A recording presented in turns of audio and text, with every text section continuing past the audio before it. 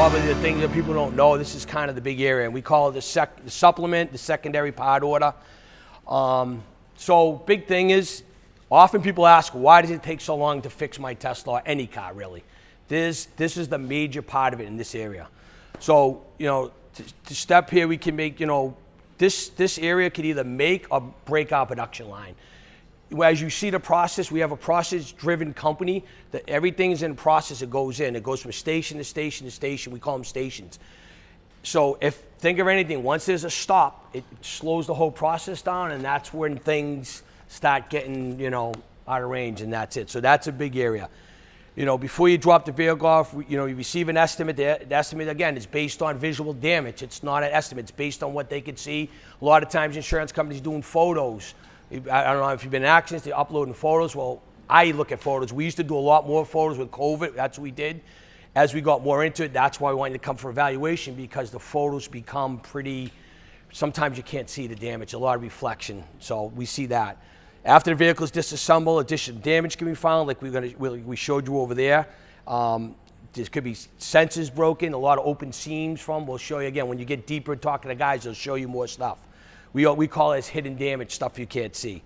Our estimator, then has to write the whole repair. So we have to basically, we write the repair. Whatever the insurance writes, we start all over again. Once the car is dismantled, we start the process.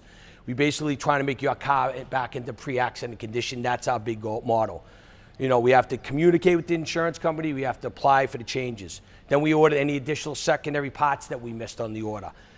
While the insurance companies right now, some are doing pretty good, some are running 5 to 7 days, and that's the problem. And until we receive a response back or okay to go forward a lot, that's where I'm able to move the vehicle forward. So if it's small stuff, we can keep going, but if you get into a major wreck and they didn't pay for certain things, we cannot fix that car until they approve it, basically because we have to get the okay from them. So that's where the estimate is and all that, and that's a lot of times where the tie-up. So frequently, a lot of times this part of the process is where the car gets stopped.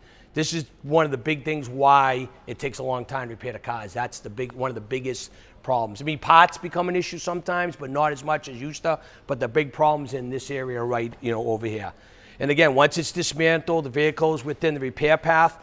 If the shop's waiting for a revised estimate, it can not only delay your car, but at the same token, it can delay the person behind your car. And that's what we call the domino effect. So with that being said, so you're all set, you're going, your car's next to go in the structural line.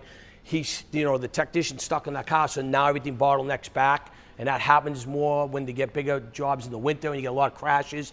That bottles at that. So that's that whole why we call it, if you look at our process, we have stop. That's a hit or miss. It either works or it goes through the stop end of it. So from now, we're going to go over to the glass area, which is right there.